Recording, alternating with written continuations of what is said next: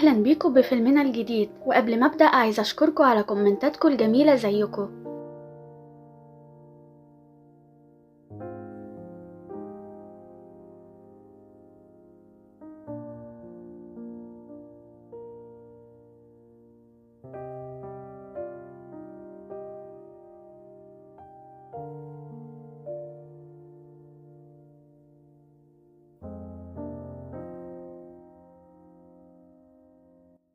بيبدأ فيلمنا مع شخصية اسمها نيدي، وهي واحدة من السجناء في السجن. بتقع بمشكلة مع حارس السجن بسبب مهاجمتها ليه بدون سبب، وبيتم وضعها في الحبس الانفرادي. وبعد كده نيدي بتبدأ تحكي ازاي وصلت للمرحلة دي، وبناخد لمحة عن ماضيها. كل حاجة بتبدأ في مشهد في مدرسة ثانوية. نيدي طالبة غريبة وملخبطة، وصاحبتها جينيفر الطالبة الجميلة والشهيرة في المدرسة. هم أصحاب من هم وصغيرين، وحتى من بعد ما كل الناس بما فيهم حبيب نيدي تشيب بيتساءلوا ليه هم لسه أصحاب رغم انهم ما عندهمش حاجة مشتركة. نيدي وجينيفر بيفضلوا مخلصين لبعض، وهم عايشين في بلدة صغيرة اسمها ديفلز كاتل، مسمات على اسم شلال غامض، وفي حفرة زي الدوامة محدش عارف هي بتودي فين. العلماء بييجوا البلدة دي علشان يحققوا، لكن لحد النهاردة ما اكتشفوش اي حاجة. في يوم جينيفر بتيجي لنيدي وبتطلب منها تيجي معاها تشوف أداء فرقة اندي اسمها لو شولدر. جينيفر كمان بتعبر عن إعجابها بالمغني الرئيسي في الفرقة وعايزة تقرب منه الليلة دي. نيدي مش عايزة تسيب صاحبتها تروح لوحدها، فبتلغي خطتها لقضاء الوقت مع حبيبها تشيب، وبتوافق تروح تشوف الفرقة مع جينيفر. وفي الليلة دي تشيب كان مستني مع نيدي علشان تيجي جينيفر تاخدها علشان يروحوا يشوفوا الفرقة. وهنا بنعرف إن نيدي وجينيفر عندهم نوع من الاتصال النفسي، لأن نيدي فجأة بتعرف إن جينيفر وصلت بيتها. تشيب اللي شاهد الموقف ده بيلاقيه غريب جدا، وبعد كده بينزل وبيشوف تفاعل جينيفر ونيدي. من الواضح من ردة فعله إنه مش بيحب جينيفر علشان طريقتها الفظة مع نيدي. وبعد وقت قصير جينيفر ونيدي بيوصلوا للبار واللي فيه هتغني فرقة لو شولدر، وهناك بيعدوا على زميلهم كراج، واللي زي كل الناس في البلدة بيحب جينيفر. وكمان بيشوفوا أحمد طالب من الهند وبيكون في مدرستهم. وبعد كده الضابط رومان واللي بينام مع جينيفر من وقت للتاني بيجي عليهم وبيحاول يغازلها، لكن جينيفر بتسيبه وبتروح للمغني الرئيسي في الفرقة واللي بتمشيله على طول ومعاها نيدي. جينيفر بعد كده بتعرف نفسها على نيكولاي المغني الرئيسي، وبتعرض عليه تشتري له مشروب. ولما جينيفر بتروح للبار بتسمع نيكولاي بيتكلم بطريقة غريبة مع زميله في الفرقة عن ان جينيفر لازم تكون عذراء. نيدي بتخاف ان نيكولاي يكون عنيف فبتواجهه وبتقوله يبعد عن جينيفر. نيدي بعد كده بتحاول تحذر جينيفر من نيكولاي، لكن جينيفر بتتجاهلها وبتقول لها بشكل عادي انها بعيدة جدا عن انها تكون عذراء دلوقتي. الاتنين بيوقفوا الكلام لما الفرقة تبدأ تغني، وبعديها فجأة المكان بيولع في نص العرض. والغريب ان الفرقة مش بتتأثر خالص، حتى والناس بتحاول تهرب من المكان بخوف وبيتم دهسهم او احتراقهم وبيموتوا. نيدي بتاخد جينيفر المرتبكة للخروج من المكان من شباك في الحمام وبتحاول تهديها. وبعد كده بوقت قصير نيكولاي بيجي عليهم فجأة وبيجبر جينيفر تشرب ويسكي، وبعدين بياخد جينيفر المتلخبطة بعيد. ونيدي بتحاول تقنع جينيفر تبقى، لكن جينيفر بكل براءة بتقول لها انها هتكون كويسة. نيدي لما ترجع البيت بعد الليلة دي بتتصل بحبيبها تشيب بخوف وبتحكي له عن الاحداث المرعبة اللي شافتها، بما فيها الناس اللي اتحرقوا لحد الموت وصاحبتها اللي طلعت في عربية مع غريب. تشيب اللي مش بيحب جينيفر اصلا بيقول لنيدي ما تقلقش على صاحبتها. وبعد وقت قصير نيدي بتترعب لما تسمع جرس الباب بيرن وبتنزل تفتح الباب، لكن مش بتلاقي حد بره الباب لما تفتحه. لكن لما تكون راجعة تطلع لفوق بتبدأ تسمع أصوات من المطبخ وبتتحرك علشان تقفل حنفية بتسرب مية. لكن بعد كده جينيفر بتقف قدامها وهي مغطاة بالدم ويوجد ابتسامة على وشها. وبعد كده بتخرب المطبخ وبتحاول تاكل، لكن بعد كده بترجع مادة سودة مقرفة.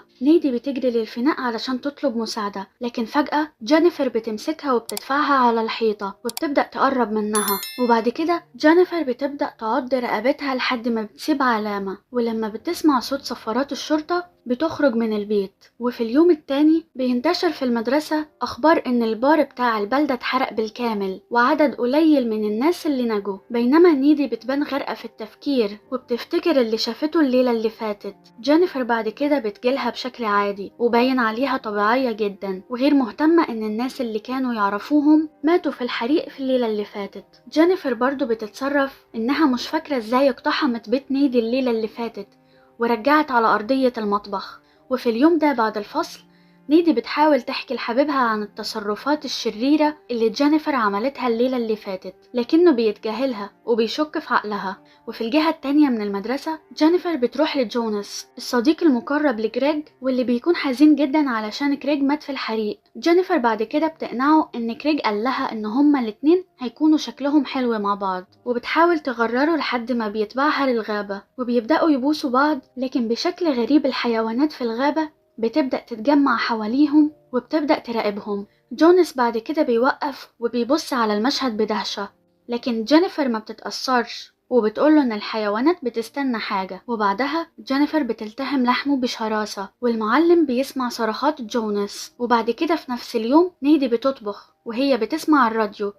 لما بتسمع ان الفرقة اللي هي وجينيفر شافوها في الليلة دي لو شولدر اكتسبت عدد هائل من المتابعين بعد الحادثة، وبيعتبرهم الجمهور أبطال قوميين لإنقاذهم الناس من المبنى المحترق. وفي نفس الوقت المعلم في المدرسة بيلاقي جثة جوناس المتشوهة في الغابة، وبعد كده الشرطة بتستدعى للمكان فورا. وجينيفر بتكون بتسبح في البحيرة القريبة وباين عليها مسترخية تماما وفرحانة. في الليلة دي جينيفر بتتصل بصاحبتها نيدي علشان تقول لها انها حاسة بروعة دلوقتي وان نيدي لازم تبطل تحزن على الناس اللي ماتوا في الحريق لأن الناس بتموت طول الوقت. ونيدي بالآخر بتضطر تقفل المكالمة علشان حبيبها بيتصل بيها، وخلال المكالمة بيقول لها إن جوناس اللي هو جارهم مات، ولما تسمع ده بتجري علشان تشوفه وتواسيه. وخلال الوقت ده تشيب بيوضح لها إن جثة جوناس لقوها متقطعة تماما في الغابة. وفي الأيام اللي جاية البلدة كلها بتحزن بسبب العدد الكبير من الناس اللي فقدوهم في وقت قصير، ما عدا جينيفر اللي باين عليها مزدهرة أكتر من أي وقت مضى. الأخبار عن الحوادث الأخيرة اللي حصلت في البلدة بتوصل للأخبار الوطنية، وفرقة لو شولدر بيزدادوا شهرة، وعلى الرغم من ده الناس في البلدة بيحاولوا يكملوا حياتهم. وبعد شهر جينيفر بتظهر شاحبة وتعبانة خلال الحصة، وبعد الحصة ولد اسمه كولين بيجي عندهم وبيطلب من جينيفر بطريقة خجولة إنها تخرج معاه، لكن هي بترد عليه ببرود. نيدي بتعبر إنها شايفة كولين لطيف وكويس، وده بيخلي جينيفر تغير رأيها وتدعوه يجي عندها في البيت الليلة. حبيب نيدي تشيب بعد كده بيظهر، ونيدي بتحضنه وبتحاول تبوسه علشان خايفة ان جينيفر ممكن تغازله. وفي الليلة دي نيدي وتشيب بيكونوا سوا، وفي نفس الوقت كولين اللطيف بيوصل للعنوان اللي جينيفر بعتتهوله، والغريب انه بيوصل قدام بيت فاضي، ومن الفضول بيطلع جوه على اي حال. بيلاقي جينيفر في الدور التاني وهي بتبصله بنظرة مرعبة، وفي اللحظة دي كولين بيدرك ان ده مش بيت جينيفر الحقيقي. جينيفر بعد كده بتبدأ تغويه، كولين بيخاف وهي بتبدأ تلوي دراعه وتأذيه، وزي ما عملت مع جوناس بتقطع جسده وبتاكل لحمه. وفي نفس الوقت نيدي بتشوف السقف بينزف وجوناس شكله زي الزومبي، وجينيفر واقفة على الجانب التاني من الأوضة. فنيدي بتتخض وبتلبس هدومها وبتخرج بسرعة من بيت تشيب، لكن في الطريق بتشوف جينيفر وبتلف عربيتها بعيد لما تشوفها، وبعدها بتوقف السواقة للحظة. لكن جينيفر بشكل وحشي بتقفز على الزجاج الأمامي وبتخوف نيدي وبتخليها تسوق بسرعة وهي مرعوبة. نيدي بترجع البيت وبتبدأ تعيط وبتكون مرعوبة وبتسأل نفسها لو كان اللي شافته ده حقيقة. وبعد ما تهدى بترجع لغرفتها علشان تنام، لكن بتلاقي جينيفر هناك وباين عليها هادية وسعيدة، وبتقرب بتبوس نيدي لحد ما نيدي تبعد وتطلب من جينيفر تشرح لها اللي بيحصل. في اللحظة دي جينيفر بتحكي لها بشكل عادي اللي حصل في الليلة دي بعد ما طلعت في عربية لو شولدر، ولما أدركت إن العربية بتسوق في الغابة بدأت تخاف،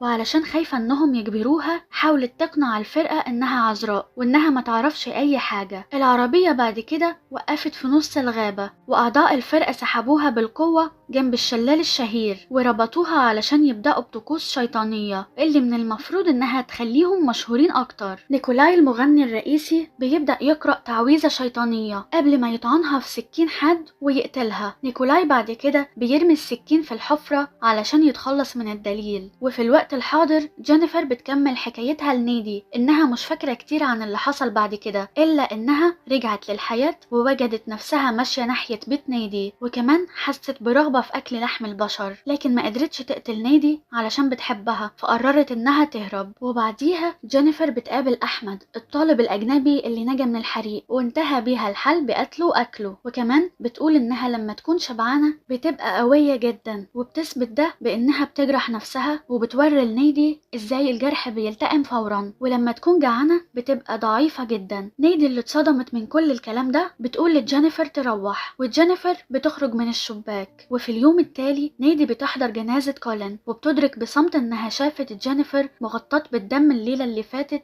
علشان لسه قاتلة كولين. نيدي بتروح للمكتبة في اليوم ده، وعلى مدار الأيام اللي جاية بتقضي وقتها في المكتبة بتبحث عن الشياطين والعلوم الخفية، وبتحاول تلاقي تفسير للي جينيفر بقت عليه. بتحاول تعرض اكتشافاتها على حبيبها تشيب، وبتدعي إن الكتب بتقول إنه يمكن القيام بطقوس للحصول على الشهرة بالتضحية بعذراء، لكن لما تكون الضحية مش عذراء اللي بيكون بالطقوس هيحصل على الشهرة برضه، لكن الضحية هترجع للحياة بروح شيطان جواها، وهتبقى مضطرة تاكل لحم البشر علشان تفضل عايشة. تشيب بيشوف ان كل ده جنون ولسه مش مصدقها. حفلة المدرسة قربت، ونيدي بتحاول تقنع تشيب ما يروحش لأسباب بتتعلق بالسلامة، لكنه بيصر على الذهاب. للأسف نيدي ما عندهاش خيار غير انها تحضر هي كمان. واخيرا بيجي يوم الحفلة، وقبل ما تشيب يخرج بالليل والدته بتديله بخاخ فلفل علشان يحمي نفسه. وفي الوقت ده بنشوف ان جينيفر باينة شاحبة تاني، فده بيؤكد انها جعانة. نيدي بتوصل الحفلة الاول وبتستنى تشيب يوصل، وبنشوف تشيب وهو بيمشي لوحده، وجينيفر بشكل مريب بتظهر قدامه. جينيفر بتبدأ تقول اكاذيب عن ان نيدي كانت بتخونه مع كولين، وبتحاول تخليه يجي معاها دلوقتي علشان ينتقموا من نيدي.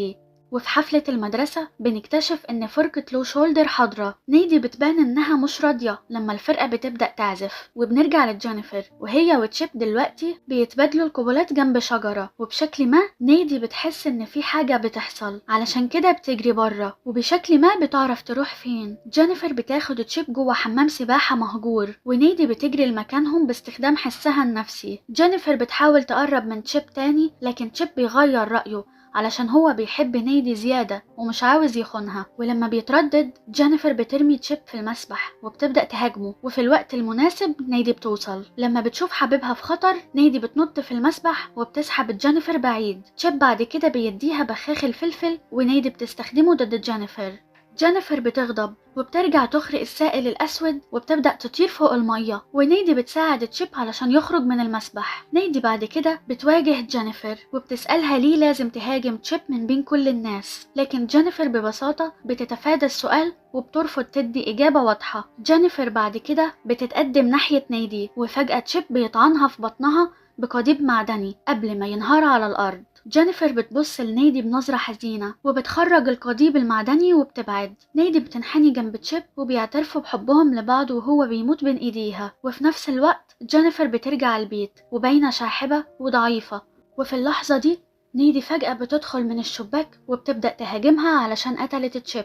جينيفر بتعضها في رقبتها قبل ما تسيبها تاني، وبعد كده نيدي بتطلع سكين وبتقص علامة اكس على بطنها. وبقوة الشيطان اللي جواها جينيفر بتطير فوق السرير، وهما الاتنين بيتخانقوا اكتر لحد ما نيدي تقطع عقد الصداقة من رقبة جينيفر، وده بياخدها على غفلة لمدة كافية علشان نيدي تطعنها في قلبها، وده بالضبط السبب اللي بيخلي نيدي تنتهي في السجن. وبعد كده بنرجع للحاضر ونيدي محبوسة في حبس انفرادي، وبنكتشف ان بسبب عض جينيفر ليها بقى عندها شوية قدرات شيطانية، وبتقدر تستخدمها علشان تطير وتكسر الشباك وتخرج من السجن.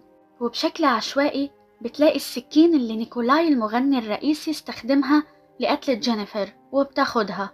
ونيدي بعد كده بتاخد توصيلة مع واحد غريب علشان تحضر حفلة لو شولدر. وبعد ما حفلة لو شولدر الكبيرة بتخلص بنعرف ان الفرقة كلها اتقتلت في الليلة دي، وده يعني نيدي هي اللي عملت كده. وبنشوف نيدي وهي خارجة من أوضة فندق على كاميرات الأمان. وفي كده الفيلم بينتهي. أتمنى يكون عجبكم، وأتمنى تضغطوا لايك وتدوني رأيكم في الكومنتات. بحبكم قوي. باي باي.